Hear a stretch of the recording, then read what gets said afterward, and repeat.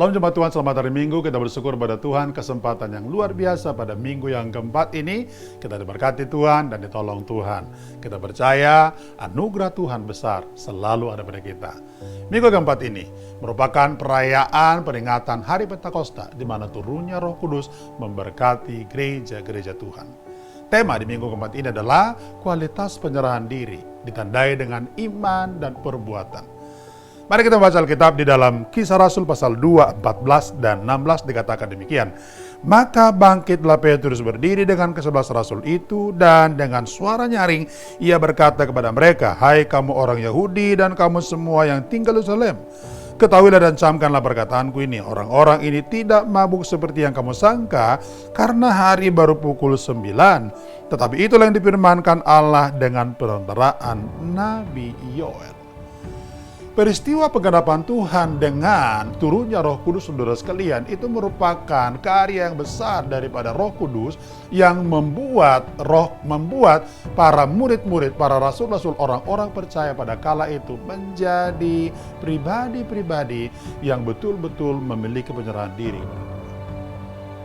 Para rasul adalah orang-orang biasa yang kemudian diurapi Roh Kudus dan mengalami kepenuhan Roh Kudus, yang pada akhirnya mereka memiliki penyerahan diri total kepada Tuhan dalam melaksanakan tugas yang diberikan oleh Tuhan. Salah satu tugas itu adalah supaya mereka pergi ke seluruh dunia memberitakan Injil. Dalam melaksanakan ini, saudara sekalian, maka kalau kita lihat dalam konteks para rasul yang bekerja dan melayani, mereka memiliki penyerahan diri yang ditandai dengan iman dan perbuatan.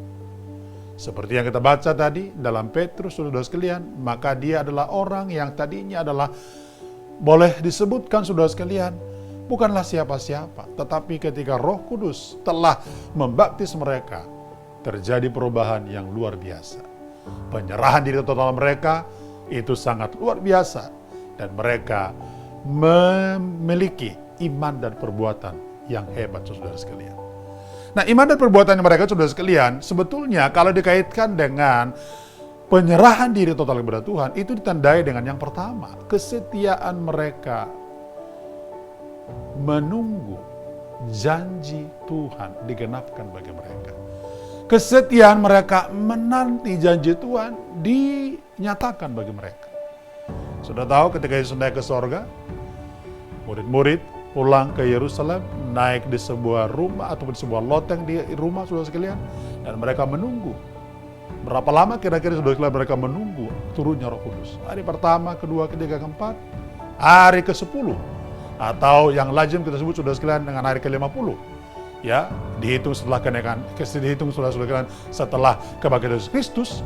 Lalu hari ke-50 yang disebut dengan Pentakosta itu, tercurahlah Roh Kudus bagi mereka.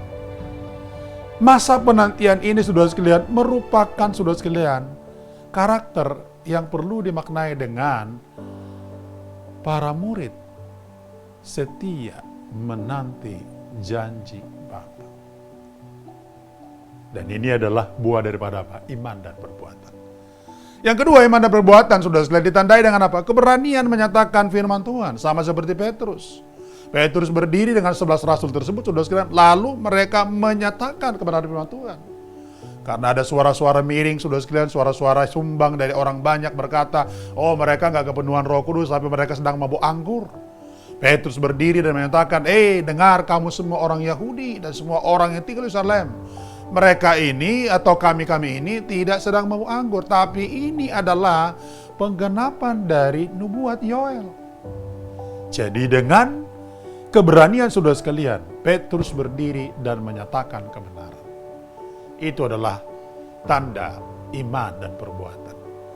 Dan yang ketiga, iman perbuatan ditandai dengan apa? Kesiapan menjadi saksi melayani. Kesiapan menjadi saksi dan menjadi pelayan.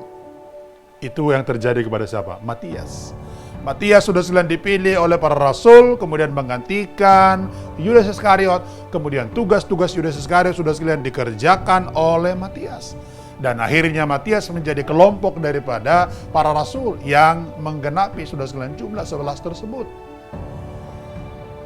Ini adalah buah daripada iman dan perbuatan. Sebab kalau Matias tidak punya iman dan perbuatan, mungkin dia akan menolak pekerjaan tersebut. Jadi orang yang memiliki iman dan perbuatan, saudara sekalian, berani dan siap menjadi saksi dan juga menjadi pelayan Tuhan kapanpun dan dimanapun mereka berada. Selamat hari Minggu, Tuhan memberkati.